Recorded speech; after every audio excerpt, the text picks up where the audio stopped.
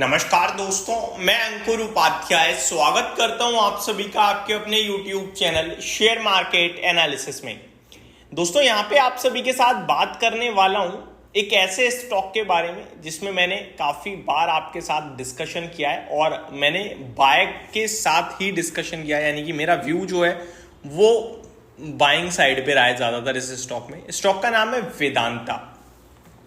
वेदांता की बात करें तो आज CLSA की तरफ से एक अपडेट आ रही है जहां पे CLSA आउट परफॉर्म की रेटिंग दे रहा है और 14% की अपसाइड देख रहा है वेदांता के स्टॉक में, जिसकी वजह से वेदांता का शेयर एक्शन में तो है ही है और उसी चीज को हम इस वीडियो के माध्यम से कवर करने वाले हैं। जो लोग हमारे चैनल के पे पहले से जुड़े हुए हैं उन्हें अच्छे से पता होगा, ये लगभग अभी जब वेदांता ने QIP किया था, फंड रेज किया था, तब मैंने आपसे कहा था कि 440 रुपए पे QIP हो रहा है, 8,000 करोड़ का है, छोटा मोटा QIP नहीं है, ये बेस बनेगा। लेकिन अनफॉर्चुनेटली मार्केट उसी QIP के तुरंत बाद गिरा, जिसमें स्टॉक ने 420 तक के लेवल्स दिखाए। लेकिन आपका कॉन्फिडेंस लूज नहीं होने दिया मैंने फिर वीडियो बनाई। मैंने आपसे कहा ये एडिशन का ही मौका है, आप रिलैक्स रहिए, जो होल्ड करता है वो पैसा बनाता है, बाजार की गिरावट में सब गिर जाता है, बैठे रहोगे पैसा बना लोगे। अब CLSA क्या कह रहा है, चलिए समझते हैं और देखने की कोशिश करते हैं। CLSA noted that recent corporate actions such as the stake sale in Hindustan Zinc and dividend measures are favorable for Vedanta's deleveraging efforts. Market participants have turned fancy towards Vedanta ever since it planned to offload 3.2% stake in Hindustan Zinc via offer for sale, sending stock up over 8% in the last 4 days. CLSA analyst 2 is on board as it shared outperform rating on the Anil Agrawal led mining major and amid hopes of strengthening balance sheets and set target price of 520, hinting at another 14% upside.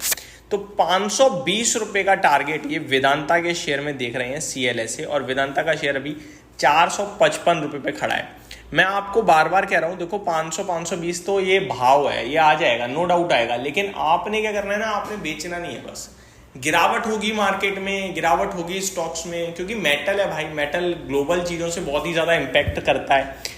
लेकिन आपको इतना समझ में आना चाहिए, देखो आपको ना जब भी डर लगे शेयर में तो आप अच्छी और खराब चीज़ें सोचा करो। अगर खराब असली में खराब है तो ही बेचा करो, केवल प्राइस खराब हो रहा है तो मत बेचो। अब मैं वेदांता की बात करूँ तो QIP ने 8,000 करोड़ रुपए लगाए हैं 441 रुपए के भाव पे। 8,000 करोड़ कंपनी ने मांगे थे और QIP ने दे दिए। QIP ने एक्चुअली में 24,000 करोड़ रुपए दिए थे। तो आप सोचो कि कितना इन्वेस्टर उसे लेना चाहता है। पढ़ा लिखा, जो बाजार में डटा हुआ है, टिका हुआ है, वो इन्वेस्टर होता है QIP, क्वालिफाइड इंस्टीट्यूशनल इन्वेस्टर्स। तो बड़े लेवल पे 440 पे वो लेने के लिए तैयार। दूसरी बात, वेदांता की बात करी जाए अगर, तो ये चांदी में भी कामकाज करती है, इनकी सब्सिडी हिंदुस्तान जिंक जो है। अब चांदी के भाव देखो आप कहां से कहां पहुंच रहे हैं। तीसरी बात, वेदांता की बात करूं तो एक चार्ट पैटर्न बहुत ही इंटरेस्टिंग है, बहुत ही तेजी बनी है अभी साइडवे कंसोलिडेशन में। तो इस कंसोलिडेशन का ब्रेकआउट भी आपके लिए कभी भी आ सकता है, मुझे ऐसा लगता है।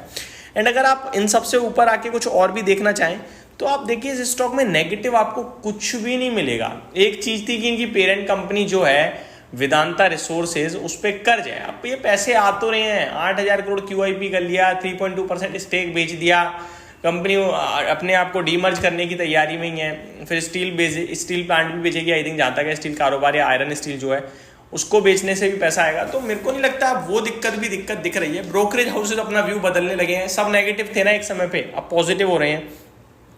और क्या बोला है देखते हैं। CLSA नोटेड दैट रिसेंट, ये मैं आपके साथ ऑलरेडी बता चुका हूँ, the company recently sold 1.5% stake in Hindustan Zinc, reducing its overall stake to 63.42% and is expected to receive rupees 5,100 crore from this transaction. The remaining 1.7% stake will take place later as part of its oversubscribed option.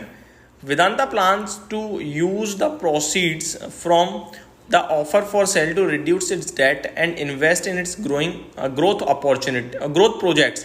Additionally, the company's 8,500 crore QIP is anticipated to further reduce its debt. तो simple है, company कह रही है कि देखो जो पैसा जुटाया QIP से वो डेट कम करने में मदद करेगा। जो अभी OFS लेके आई कंपनी हिंदुस्तान जिंक में, उसमें ये ग्रोथ जो अपॉर्चुनिटीज़ है वहाँ पैसा लगाएंगे, साथ ही डेट कम कर रहे हैं। और प्लस हिंदुस्तान जिंक ने जो 19 रुपये प्रति शेयर का डिविडेंड दिया है, अभी रिसेंटली अनाउंस करा है, उसके माध्यम से भी 5,000 करोड़ के करीब वेदांता के पास आएगा। टोटल 8,000 करोड़ का डिविडेंड आने वाला है। अभी भी वेदांता 63% ओन करता है, तो 5,000 करोड़ के पास करीब वेदांता पे डिविडेंड आएगा। उसमें से कुछ डिविडेंड अपने इन्वेस्टर्स को बांटेगा और जो बचा हुआ पैसा है वो ग्रोथ प्रोस्पेक्ट जहाँ पे दिख रहे हैं, ग्रोथ अपॉर्चुनिटीज जहाँ दिख रही है वहाँ पैसा लगाएगा। तो आगे के लिए आउटलुक भी आपका अच्छा ही है मुझे लगता है। तो इसीलिए मैं कह रहा हूँ Vedanta still a good bat. इसको बस बैठे हो लेके आराम से। आपके लिए टारगेट 500 मैं पहले ही दे चुका हूँ, 480 से 500, एंड नेक्स्ट जो है वो लेवल्स के हिसाब से डिसाइड करेंगे। बाकी इवेंचुअली मेरे को 550 जाता हुआ दिखता है स्टॉक। कभी भी अगर 420 415 पे मिले तो मत छोड़िएगा, बस इतना ही कहना चाहूँगा। तो ये मेरी तरफ से आपके लिए अपडेट थी। होप आपको सारी चीज़ें समझ में आई होंगी। Thank you so much for watching this video. Have a great day guys.